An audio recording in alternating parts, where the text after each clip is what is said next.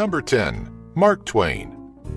Mark Twain is best known for his novel, The Adventures of Tom Sawyer and Huckleberry Finn. Toward the end of his life, Twain was more open about his political views, which today are considered rather radical. He condemned capitalists as being oppressive and believed himself to be a revolutionist of sorts. Along with this, Twain gave his full support to labor unions and the suffrage movement. Maybe most compelling, he was the president of the American Anti-Imperialist League and was against military involvement by U.S. troops in countries abroad. Number 9. Francis Bellamy. This will likely come as a shock to many out there, but the writer of the American Pledge of Allegiance was a Christian socialist. His name was Francis Bellamy, and he believed that the teachings of Jesus closely coincided with socialism. As a minister, he gave sermons expressing his desire for a more equal distribution of wealth. The original pledge had a somewhat different wording that proved politically impossible at the time, likely because of his skewed political views. So it was scrapped for the version we have today. As a sign of respect, as the pledge was being said, participants would do what we think of as the Nazi salute. But this was later revised for obvious reasons. Even though considered a nut even today, Bellamy did several notable things, such as campaigning to get the American flag in every school building across the country. Number 8. Albert Einstein. Albert Einstein is best known for his theory of relativity and other scientific works, but he most certainly was not a stranger to political causes. He was an early proponent of the civil rights movement, and in 1946 he said that Americans' sense of equality and human dignity is mainly limited to men of white skins. Einstein was extremely critical towards capitalism and even wrote an essay titled, "Why Socialism?" In this essay, he explained that living in a capitalist society was making human beings suffer a process of deterioration. Number 7. George Orwell. George Orwell is known for the book 1984. In this book, he condemns Soviet Russia for their methods of governing. It is for this reason that the book is often praised and taught in schools. But what is often left out is that Orwell was a socialist. He was opposed to the totalitarian alternative of socialism. Orwell firmly believed that the only regime which, in the long run, will dare to permit freedom of speech is a socialist regime. He believed that one has got to be actively a socialist, not merely sympathetic to socialism. Number 6. Pablo Picasso. Pablo Picasso is known for his many works of art. He co-founded the Cubist style of painting, which really revolutionized art in Europe during the 20th century.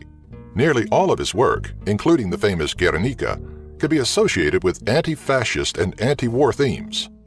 He was also a lifelong member of the French Communist Party. At one point, Picasso said, "I am a communist, and my painting is communist painting." Number 5. Helen Keller. When we think of Helen Keller, we usually think of the story of how she was taught to communicate with others after years of heartache by her teacher, Anne Sullivan. During her adult life, Helen was a socialist and a member of the Industrial Workers of the World, which still exists today but on a much smaller scale. She campaigned against any form of war, and she was in favor of women's right to vote. She said that the true task is to unite and organize all workers on an economic basis. She didn't give a damn about semi-radicals and was committed to revolution. Number 4. Bertrand Russell. Bertrand Russell was a prominent 20th century philosopher and thinker. He is likely best known for the essay, "Why I Am Not a Christian." In whole, it condemns all forms of religion, but primarily Catholicism. Russell was also an advocate of socialism. In his essay, The Case for Socialism, he argues that socialism is an adjustment to machine production demanded by considerations of common sense. He believed that the advantages to be expected from the establishment of socialism are of many different kinds and are by no means confined to the wage-earning class.